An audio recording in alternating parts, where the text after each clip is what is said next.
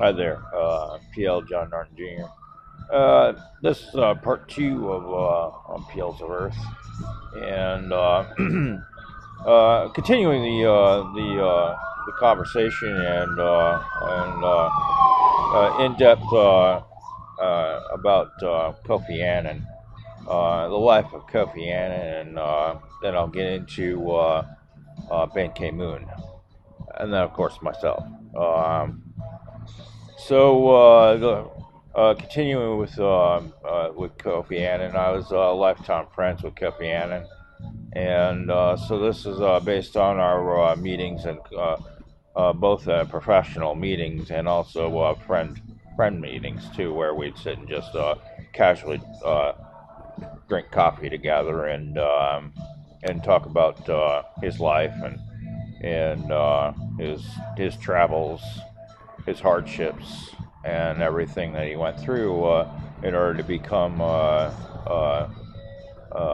and the guidance that God gave him throughout his life from the very beginning. He came to realize that God is greatly a heavy hand in his life, and that the reason why he was selected was a two-part thing, actually. That God had actually selected him to be a planet leader of Earth long before he even knew about it. And God skillfully guided him through all the trials and tribulations, pitfalls, and even several abysses that he went through in his early part of his lifetime to actually become elected planet leader of Earth. I continue with talking about how he expressed his travels through Africa and being uprooted several times in his early part of his lifetime, and how it was very painful. He held that pain in his heart most of his lifetime. About his early childhood was very traumatic. He'd seen people murdered right in front of him.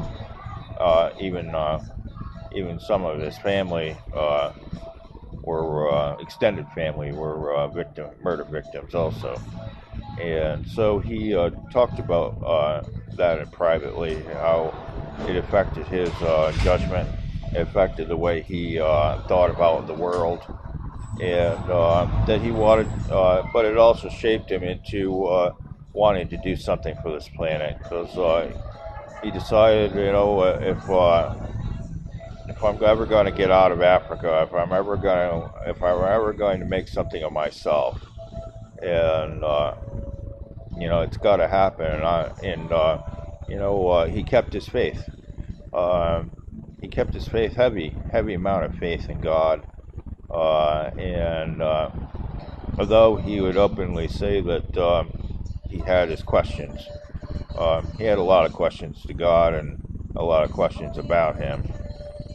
Some days he felt that there was no God. Other days he felt, yeah, definitely is one. He went through that period in his life, and it was very, very difficult period for him, where he was pushed through traumatic situations. His mother fell ill, and she was very, very sickly for a very long time. And he talked about what it was to have to care for his mother, and the hardship already, the hardcore destitution and hardship that he went through.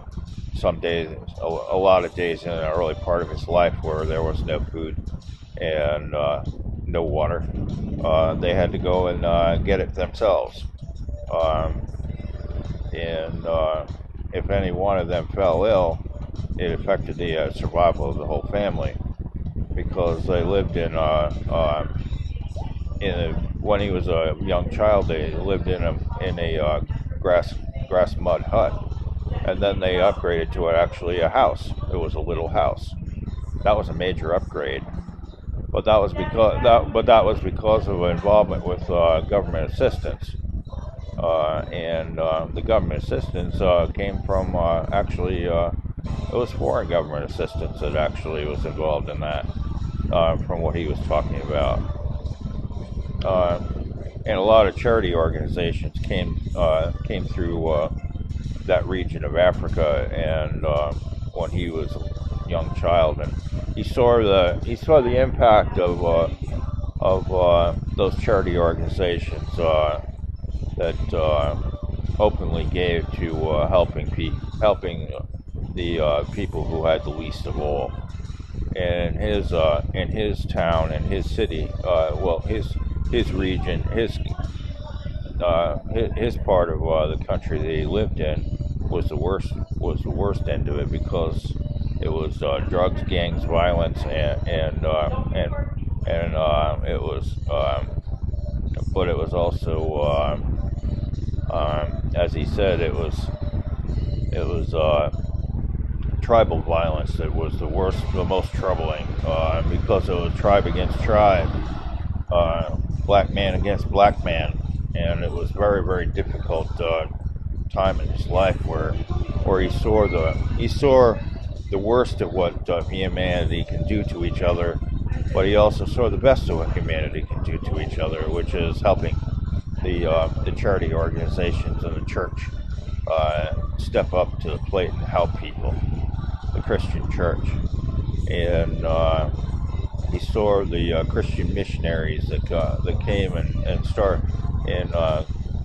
gave him hope that there is a God, that there is someone who is at the helm directing the way his life would be.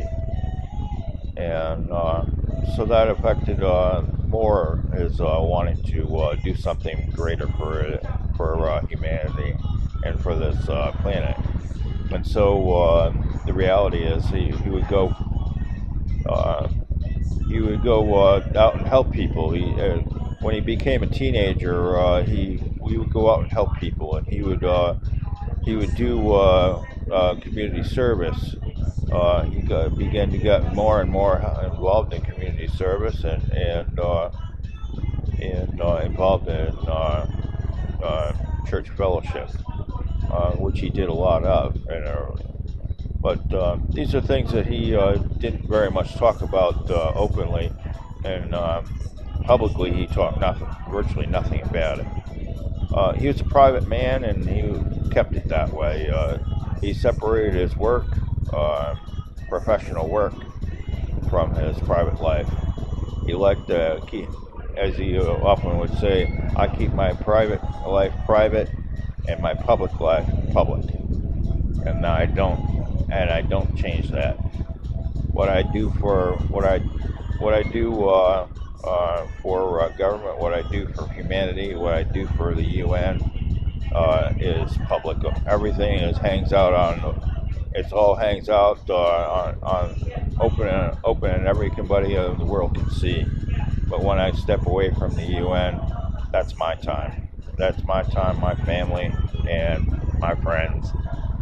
And I draw the curtain, and I don't let anybody in. And he would say that over many times. He would even go further by saying, that he liked his privacy, and work and was one side, and his private life was different. But anyway, that's a little bit about